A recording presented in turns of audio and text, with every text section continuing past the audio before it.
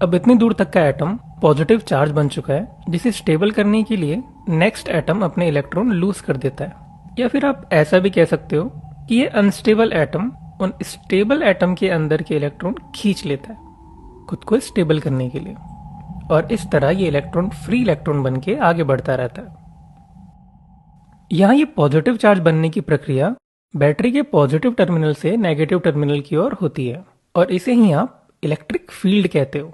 जैसे ही positive charge बनने वाले अनस्टेबल एटम अपनी अनस्टेबिलिटी को शिफ्ट करते हुए नेगेटिव टर्मिनल की ओर पहुंचते हैं, तो देखो और जरा आइडिया लगाओ कि आखिर क्या हो रहा होगा। या फिर चलो मैं ही बता देता हूँ।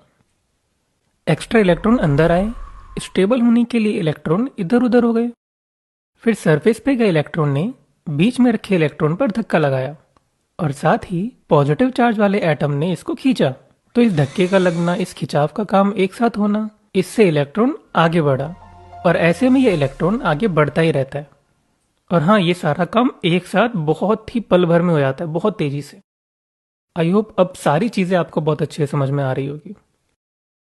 अब इतनी दूर तक का एटम पॉजिटिव चार्ज बन चुका है जिसे स्टेबल करने के लिए नेक्स्ट एटम अपने इलेक्ट्रॉन लूज कर देता है। या फिर आप ऐसा भी कह सकते हो कि ये अनस्टेबल एटम उन स्टेबल एटम के अंदर के इलेक्ट्रॉन खींच लेता है खुद को स्टेबल करने के लिए, और इस तरह ये इलेक्ट्रॉन फ्री इलेक्ट्रॉन बन के आगे बढ़ता रहता है।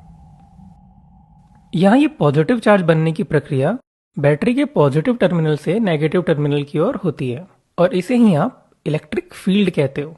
जैसे ही पॉजिटिव चार्ज बनने वाले अनस्टेबल एटम अपनी अनस्टेबिलिटी को शिफ्ट करते हुए नेगेटिव टर्मिनल की ओर पहुंचते हैं, तो देखो और जरा आइडिया लगाओ कि आखिर क्या हो रहा होगा। या फिर चलो मैं ही बता देता हूँ। एक्स्ट्रा इलेक्ट्रॉन अंदर आए, स्टेबल होने के लिए इलेक्ट्रॉन इधर उधर हो गए। फिर सरफेस पे गए इलेक्ट्रॉन ने बीच में रखे इलेक्ट्रॉन पर धक्का लगाया, और साथ ही पॉजिटिव चार्ज वाले एटम ने इसको खींचा। तो इस धक्के का लगना, इस खिंचाव का काम एक साथ होना, इससे इलेक्ट्रॉन आगे बढ़ा, और ऐसे में ये इलेक्ट्रॉन आगे बढ़ता ही रहता है। और हाँ, ये सारा काम एक साथ बहुत ही पल भर में हो जाता है, बहुत तेजी से। आई होप अब सारी चीजें आपको बहुत अच्छे से समझ में आ रही होगी। अब इतनी दूर तक का एटम पॉजिटिव चार्ज बन चुका है जिसे स्टेबल करने के लिए नेक्स्ट एटम अपने इलेक्ट्रॉन लूज कर देता है। या फिर आप ऐसा भी कह सकते हो कि ये अनस्टेबल एटम उन स्टेबल एटम के अंदर के इलेक्ट्रॉन खींच लेता है खुद को स्टेबल करने के लिए, और इस तरह ये इलेक्ट्रॉन फ्री इलेक्ट्रॉन बन के आगे बढ़ता रहता है। यहाँ ये पॉजिटिव चार्ज बनने की प्रक्रिया बैटरी के पॉजिटिव टर्मिनल से नेगेटिव टर्मिनल की ओर होती है, और इसे ही आप इलेक्ट्रिक फील्ड कहते हो। जैसे ही पॉजिटिव चार्ज बनने वाले अनस्टेबल एटम अपनी अनस्टेबिलिटी को शिफ्ट करते हुए नेगेटिव टर्मिनल की ओर पहुंचते हैं, तो देखो और जरा आइडिया लगाओ कि आखिर क्या हो रहा होगा। या फिर चलो मैं ही बता देता हूँ। एक्स्ट्रा इलेक्ट्रॉन अंदर आए, स्टेबल होने के लिए इलेक्ट्रॉन इधर उधर हो गए। फिर सरफेस पे गए इलेक्ट्रॉन ने बीच में रखे इलेक्ट्रॉन पर धक्का लगाया, और साथ ही पॉजिटिव चार्ज वाले एटम ने इसको खींचा।